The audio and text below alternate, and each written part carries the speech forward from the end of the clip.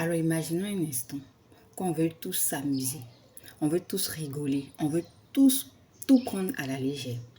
Et demain, on a sa maman ou son papa qui se retrouve malade, ou nous-mêmes, on se retrouve malade. On va à l'hôpital et on nous dit qu'il n'y a pas de médecin. Revenez dans un mois, le spécialiste n'est pas là. Revenez dans 2 mois, le spécialiste est beaucoup occupé. Prenez rendez-vous dans 3 mois. Nous sommes les premiers à être indignés, à créer au scandale. Mais pendant que on se bêtifiait tous, pendant que on rigolait tous, pendant que on s'amusait tous, pendant qu'on encourageait les autres à s'amuser, à qui est-ce qu'on laissait la lourde charge de se faire former en médecine par exemple? À qui? Aujourd'hui, j'ai l'impression que on ne pense pas assez à avenir professionnel, on ne pense pas carrière, on ne pense pas boulot. Il y a des secteurs qui sont existentiels, qui ne doivent pas être laissés pour compte. La santé, c'est très important. L'éducation, c'est très important. L'alimentation, c'est très important. Les choses qui sont intemporelles ne doivent pas être laissées pour compte. Si on n'a pas de médecin aujourd'hui, comment est-ce qu'on fera lorsqu'on sera malade? La maladie, ce sera toujours là. L'éducation ne sera jamais démodée. La nourriture, on doit toujours manger. Mais il a fallu quelqu'un pour mettre une graine en terre, pour que ça devienne aujourd'hui quelque chose qu'on peut se mettre sous la dent. Si on a eu des enfants qui vont à l'école, c'est parce qu'il y a des personnes qui ont pensé professeurs, qui ont pensé enseignants, qui ont pensé éducateurs.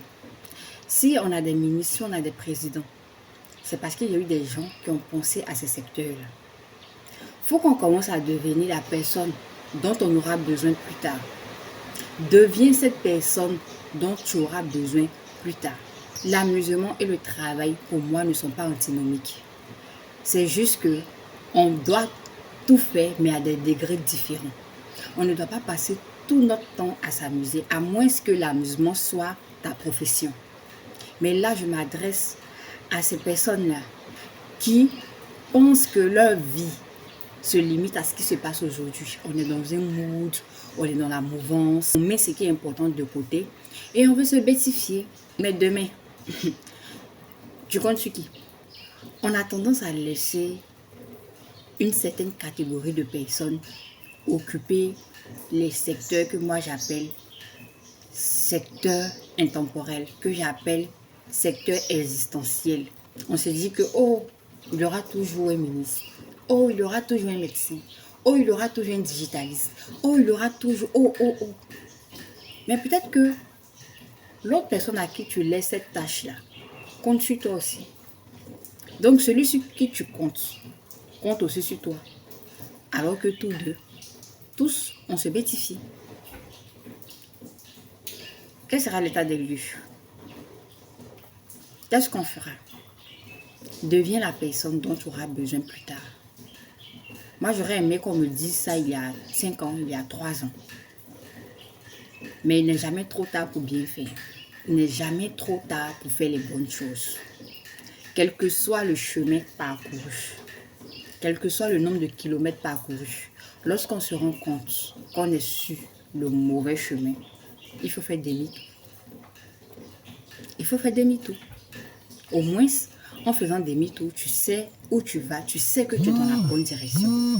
Quand tu sais que tu es dans la bonne direction, peu importe le temps que tu mets sur le chemin, tu sais au moins que tu vas dans le bon endroit. Mais aller vite sur un chemin qui n'est pas le nôtre, sur un chemin qui nous mène à la perdition, même aller vite, c'est mauvais. Apprenons à savoir faire la part des choses. Il ne faudrait pas qu'on se retrouve 10 ans plus tard, 5 ans plus tard, avec des activités qui seront rares, des activités qui vont sombrer. Pensons secteur existentiel, pensons carrière, pensons profession. Il y a certaines professions aujourd'hui qui sont mises en avant, qui sont prises comme le Saint Graal, Mais j'ai envie de dire que même à côté de ces professions émergentes, de ces activités émergentes-là, non seulement on n'est pas à l'abri, mais on n'est pas vraiment une plus-value existentielle pour la société dans laquelle on vit. Il ne faudrait pas qu'on pense tout de suite à d'autres personnes quand on parle de bonnes choses. Tu peux le faire. Tu peux être ce médecin-là. Tu peux être ce spécialiste-là. Tu peux être ce dentiste chirurgien. Tu peux être cette banquière. Tu peux être ce ministre. Tu peux être. Ne pense pas qu'il y a une certaine catégorie de personnes spécialement dédiées à cette catégorie-là. Aujourd'hui, toi, jeune, si tu arrives à manier l'amusement et le travail, demain tu seras une pelle rare. Demain tu seras une plus-value. Demain tu seras cette personne-là dont on aura besoin. Parce qu'on est dans un temps, comme je l'ai dit en amont, où l'amusement est en plein essor.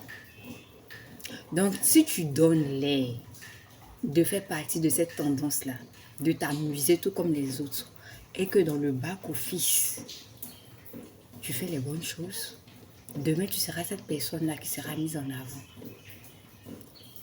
Parce que tu aurais été stratège. Tu as donné l'impression de t'amuser. Tu disais à tout le monde que tu t'amusais comme eux. Alors que dans le fond, tu travaillais.